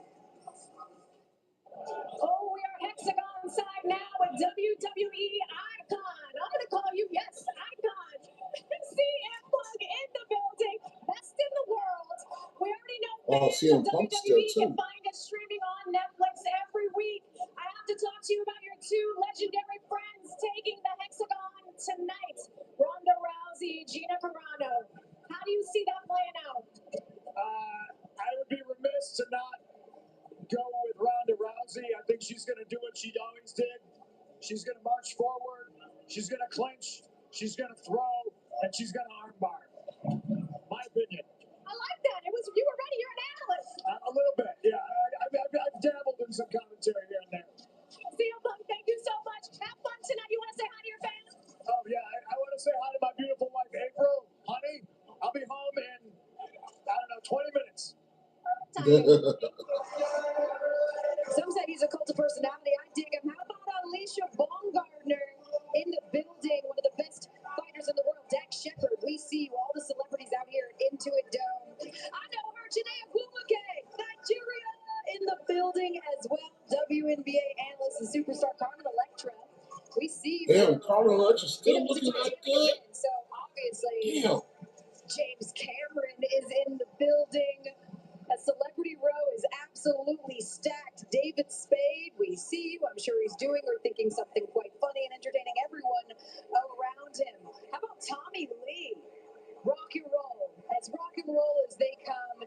And finally, from the White House that you can see on Netflix, it's Michael Irvin. The Hall of Famer is in the building to witness history. We've had 4 incredible fights. We've got 1 more left to go as Gina Carano and Ronda Rousey are mere minutes away from The White House joining of us Michael here Irvin in on the cage. Netflix. Again, you can see Michael Irvin on the White House, one of the many incredible podcasts on Netflix. Those are podcasts.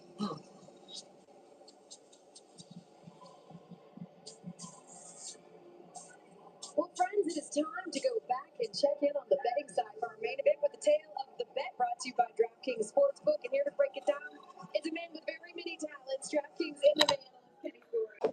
You just watch it.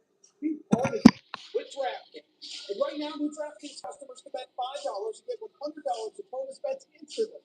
Just download the app and use the promo code when you sign up. Credit One Bank presents Max Out. He's a credit wreck. His eyes are bigger than his wallet. And his credit score pays the price. You see, Max doesn't know he should only use 30% or less of his credit limit, because using his full line can lower his score. Don't be like Max Out. Instead, learn how to avoid the wreckers at creditwreckers.com. Credit One Bank for what's ahead. I want to give you the fight you've all been waiting for. All new Anthony Joshua, fight me. With all due respect, I'm the landlord. You work for me. Touchdowns.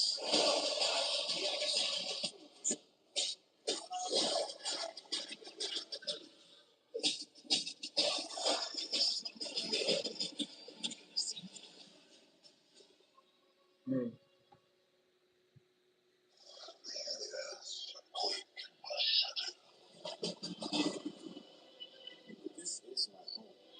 I'm going to fight for it. I need every man, woman, or whatever that is. You may have the power, but you're too scared to lose. You said it. Masters of the Universe. Only Peter's true fan.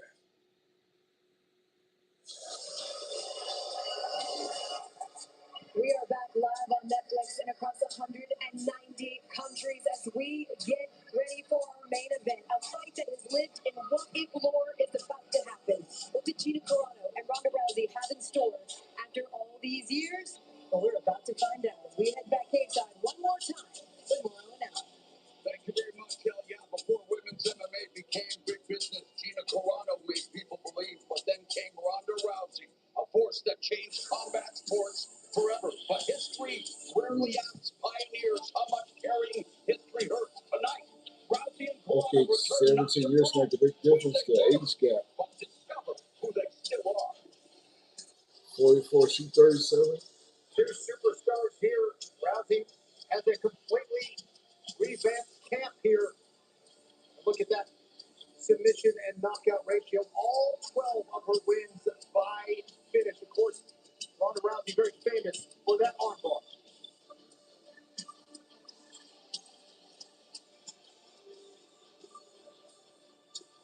It's about money. No. Is this fight about fame? No. This is about the fight. It's about the respect. It's about closing out something that's always been really great after my head. Could I do that again? I feel like Ronda's been chasing me for a long time, and I want her to know what she's been chasing. Every time I think about this fight, I am looking at her in my head.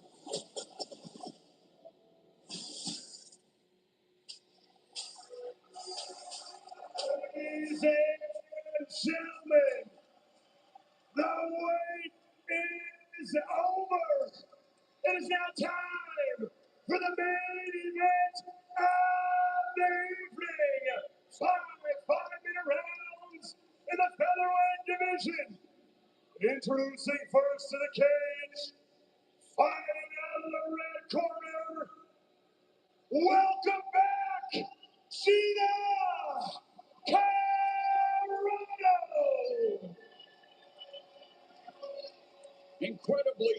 has been 17 years since Gina Carano competed. She was part of the first female fight ever aired on major broadcast television when she defeated Julie Kensey. Now, here's my thoughts. If this is going to be one of these another quick fights, I want this to be a good fight between them. But if for some reason Gina wins, because all that trash talking Ronda did during those press conferences, and then, boy,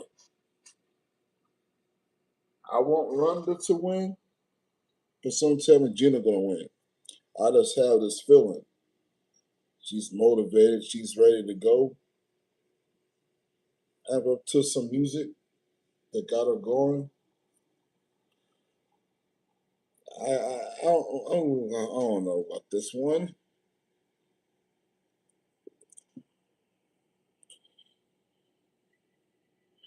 Yep, she's real turned up.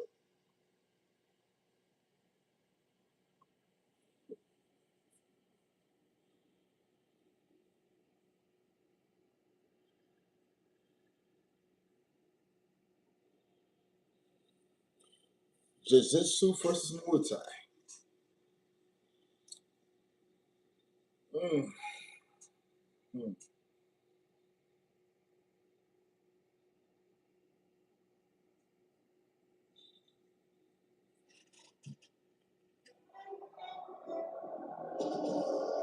To the Olympic bronze medalist, to the former UFC women's bantamweight champion, to the former WWE champion, to the one and only Ronda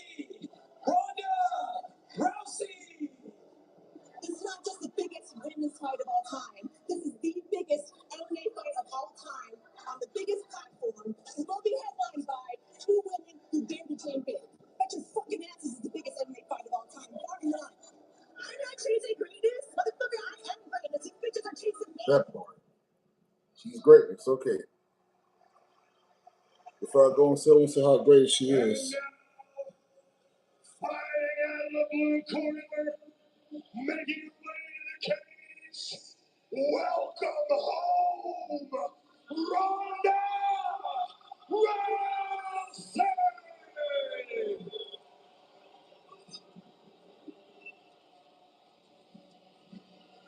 To the familiar sounds of Joe Jett's bad reputation, Ronda Rousey stalks her way to the cage. It was Gina Carano who inspired Rousey to pursue MMA.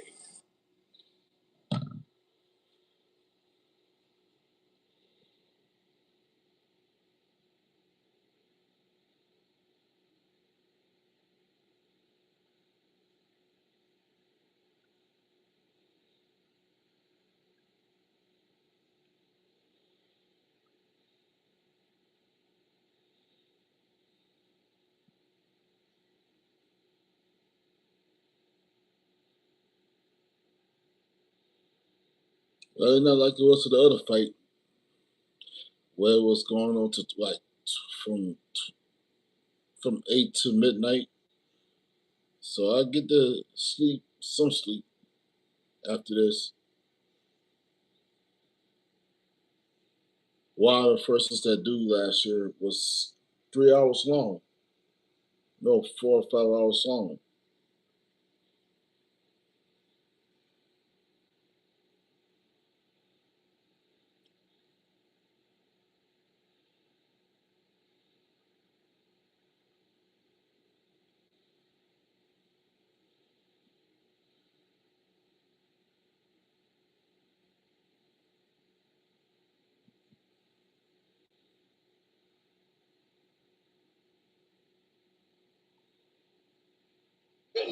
Though she framed it casually and said she would also help her up afterward. With the main event introductions on This Is And Sport she kept Night, that here same once theme again, song from WWE too. Ladies and gentlemen, this is your final main event of the evening. 5 5-minute rounds in the featherweight division, live on Netflix, live from debut of MVP MMA and the debut of MMA on Netflix. Brought to you by Jake Paul and Nikisa Madarian's Most Valuable Promotions. Our three judges scoring this bout at cage side: Michael Bell, Derek Cleary, and Felicia O. And our referee in charge when the bell rings is Big John McCarthy. So, for those of you watching around the world on Netflix, to those of you joining us here live in Los Angeles, are you ready to make history?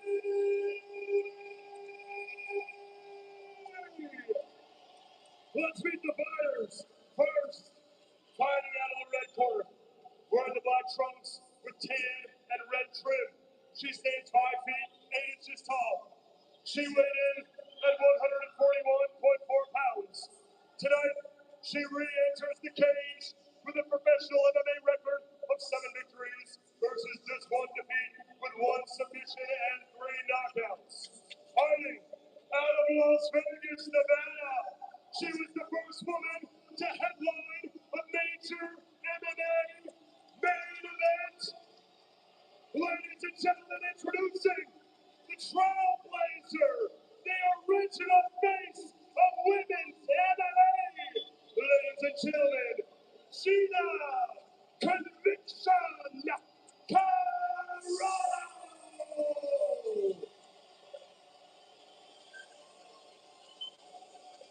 And now her opponent, standing across the cage, fighting out of the blue corner, wearing the all black. She stands 5 feet 6 inches tall. She weighed in at 142 pounds even. Tonight, she re-enters the cage with a professional MMA record of 12 victories versus 2 defeats, with 9 submissions and 3 knockouts, with 8 wins coming in less than 1 minute. Fighting out of Venice, California. Ladies and gentlemen, introducing the Olympic bronze medalist, the UFC Hall of Famer, the former UFC champion of the world. Ladies and gentlemen, the record breaker, the icon, Ronda Rousey.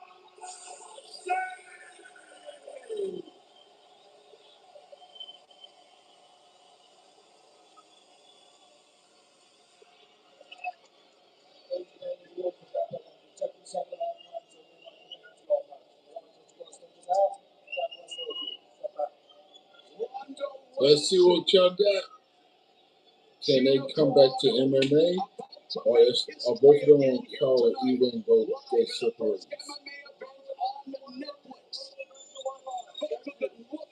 To rewrite their combat sports coda. Let's get it on. The first of the scheduled 5 rounds at 145 pounds. Immediately, Rousey takes Carano down, but Carano looking for the guillotine. And Rousey pops her head out and full mount, ground and pound. Rousey looking for the arm. And already the arm. It's over. Mamma mia. It was just incredible. The most devastating finish in MMA history. And Ronda Rousey just took another arm hostage. And just like that, it's over. One of the most explosive grapplers I've ever seen fight. I mean, that's how good she is. She can end it in an instant.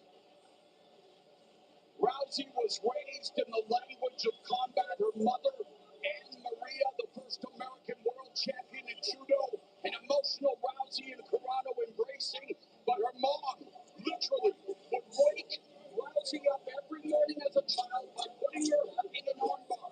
Is it any surprise that it's become the most feared submission in MMA history? No question about it. One of the most potent weapons I've ever seen. My goodness, just an absolute master. Women have always had to fight, Kenny, for the vote, for equal rights. And here now, I don't know how I feel about this. yes, it's great to have this sold out crowd. Millions watching on Netflix.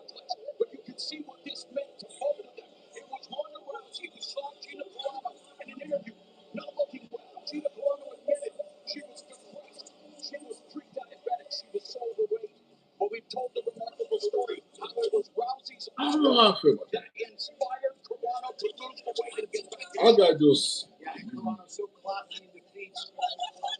Both these ladies are responsible for all the women who are fighting out there today. Basically, have to thank both of these ladies.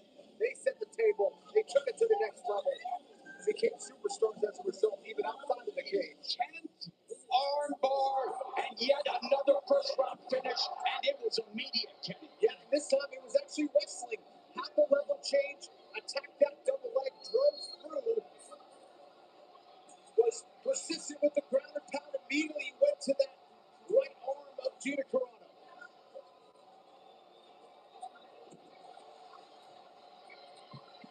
Responding to criticism that she was pursuing money rather than greatness, Rousey said that in professional fighting, the largest money fight is also the largest fight. Rousey said it's not your job to be liked, it's your job to get people to watch your fights. She remains a phenom. All right. Let me know what you thought to my reaction of Ronda being Gina under 3 minutes. You've always had something special. I just I want to go to bed, get ready to go to work, but goddamn, that was some of these fights was kind of quick tonight with these KOs and submissions, and just to say it was the first pay-per-view of MVP mixed martial arts pay-per-view. Much as I despise the Logan brothers, I gotta give it to Jake Paul. He did okay with this one. Putting together a mixed martial arts charity event for Ronda and Gina. And for UFC fighters to come on, cross over and do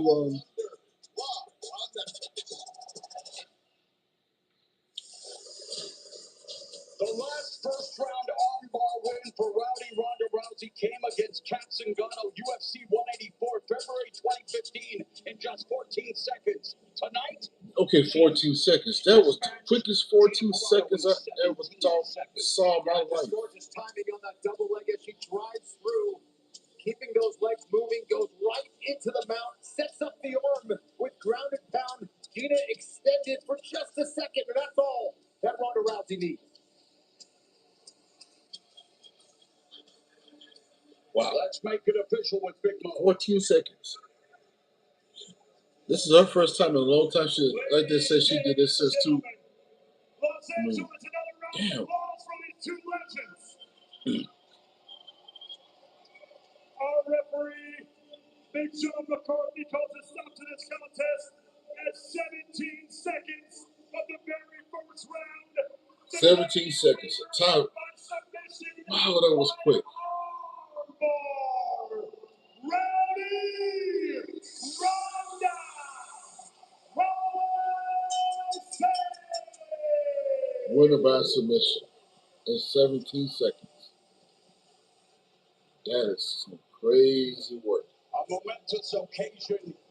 I thought this was going to throw some blows, but she put her.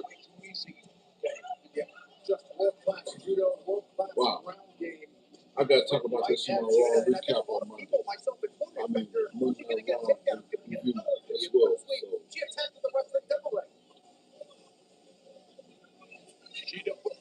Rousey defined greatness not as accumulating additional title defenses, but as making history, changing the sport structure, influencing culture, and improving fighter leverage. What a night it has been. 5 finishes, 4 of them in the first round. MMA making a splash in its live debut on Netflix. The MVP / MMA. Okay. This. Carl, thank you very much. What a beautiful moment here between Ronda Rousey and Gina Carano. Gina, please don't go anywhere. I do want to ask you some questions. Ronda, speechless. I don't think any of us ever thought we'd see you do that again. Shades of your fight against Kat Zingano in this very town, almost the exact amount of time. I know you're emotional right now. I want to give you an opportunity to pour your heart out. What's going through your mind? Gina is the person who brought me into MMA. She's the only person who could have brought me back into MMA. She's my fucking hero, man. Like you You brought me back home when nobody else could. You showed me where my home was and nobody else could. Like, you changed my world and we changed the world. And I will never ever forget. And I will never be able to pay you back enough. But I'm so glad we finally got to share this moment. And just in general, I want to thank MVP for giving us a chance, Netflix for giving us a chance. Everybody here, you are what gives us value. Everyone home watching, Netflix, you cook with this one. I'm surprised. Engaging with this event, you're the one that Aside gives from us value. hosting boxing pay-per-views, this is pretty. So thank you so much for caring about This is us. pretty good. We'll be here to fight for you. I hope they put some more MMA pay-per-views on here for me to watch. Besides Raw, SmackDown, TNA, and AEW. Like, you know, both as unscathed as possible because, you know, I didn't really want to hurt her. So luckily it was just beautiful martial arts. That's what I think that is. You know, that's what that efficiency is. It's an art. I'm curious though, after all these years, is there any part of you that was like, man, I wish I had just like another 60 seconds in there just to have a little more fun? Hell no, my husband and my kids are watching me. I don't want to put them through anything more than they have to. And they've already been through so much this last year and a half for me to get here. And I love you all so much. And thank you, like, for everybody that makes the sacrifices for me to be here. My family, my coaches families, like my training partners, nobody succeeds in a vacuum. So thank you guys. I love you. Can I ask, what did you say to her when you guys embraced immediately after the fight? I said she's my fucking hero. And just thank you for everything. And thank you for bringing me back home. I do wonder, and I'll ask you the same question I asked you earlier in the week. It was so quick. Is there any chance we could see more of this? I think everyone wants to see more of you competing. You look so good, so dominant out there. Listen to this crowd. Look at the reception you've had since coming back to MMA. Is there any chance we'll leave that door a little bit open? There's no way I could have ended it better than this. I want to have some more babies and I got to get cooking. Okay, well, that seems pretty emphatic. I do want to give Gina an opportunity to speak to the crowd as well. She's having a moment with your legendary husband, the great Travis Brown. Gina, please, if you can, that smile on your face is just as big as it was before the fight. What's going through your mind after that one? I wanted that to last longer. I felt like I was so ready. I felt so good. I've never felt that good, but I haven't been here for 17 years. So, I mean, I wanted to hit her.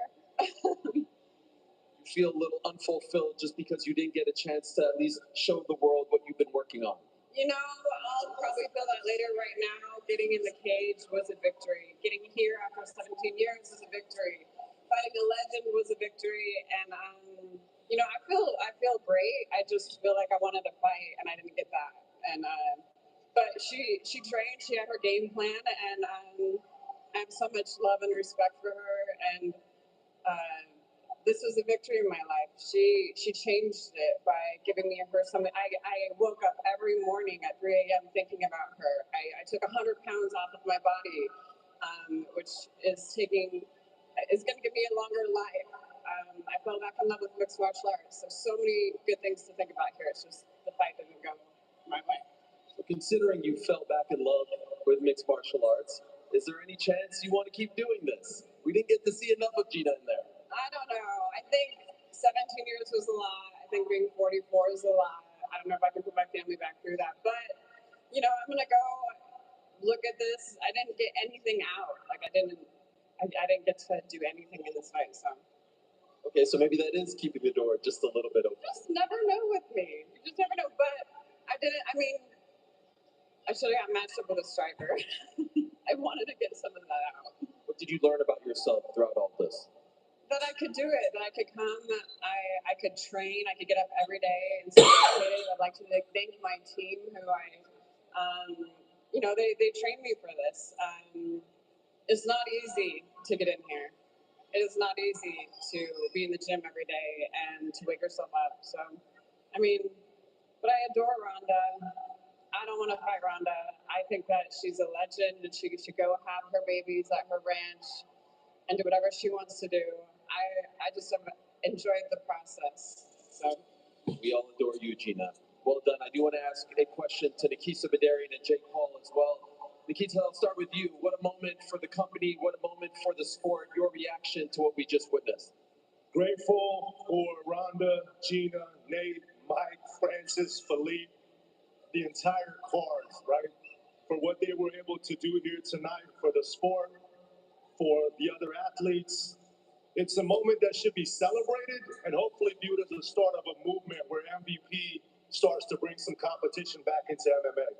All right, so the first one. I'm looking is at in the you, books, Jake. wrestlers, Your reaction as well. And one more time, are we going to see more MMA from MVP? TNA, NXT, We're breaking records tonight. This is one of the most AEW. events in history. Step your game up, man. To Francis, to Mike, to Don't Nate. make WWE fans go to mixed martial arts now. You're going to see Start stepping up. White House, Dana White, all of you. This become a thing. Be prepared because this is the takeover. Many moons ago, you wanted If to I try end the Judo stream and because call it night, go to bed, gotta get up tomorrow. If this become a real thing with mixed martial arts of MVP / MMA, It's surreal, but God I can see a lot of WWE fans, any fans, will flock to watch mixed martial arts. That's you a, never know where life is going to take you. Just keep on knocking down the doors of like opportunity. I said, I give Jake Paul the benefit of the doubt. Be inspired. This was by pretty these people, be entertaining. inspired by these It was ladies, free. be inspired by these fighters, and go after it. Never let I the don't world mind take you enjoying down. free stuff if Never it's let free on anyone stop Netflix you. Believe in without yourself paying for and keep pay-per-view. on working So hard every single day, bro. Thank you, Jake. Netflix may be on to something. I hope they do MVP team. Inglewood, to put more MVP fights on here with mixed martial arts. I hope they do. Ronda Rousey. Now the door is still open for both to come back, but Ronda wants to have more kids. Gina wants to settle down with more of her family. Netflix is shining the spotlight on MMA, and they are Tip not my hat holding off to back. them. A stacked Respect. card, big names. It's something else they want to do and not come back. I'm fine And with that. DraftKings is your home for This all was the like bet the winner, the method of victory, or even a little what's 15 found in all minutes one of fame place. for both of them. So I doubt if either one of them come back. But if they don't, With DraftKings. And you right do now, have you new have to fighters discover among bet $5, you get $100 of UFC Just download / the app and use the promo code when you MMA. sign up. So this could become official. 5 consecutive finishes, 4 in the first round, including the main event that lasted a total of 17 So seconds. this is good, but if you like my reaction, Ronda Rousey once again proved that her arm bar is unbeatable.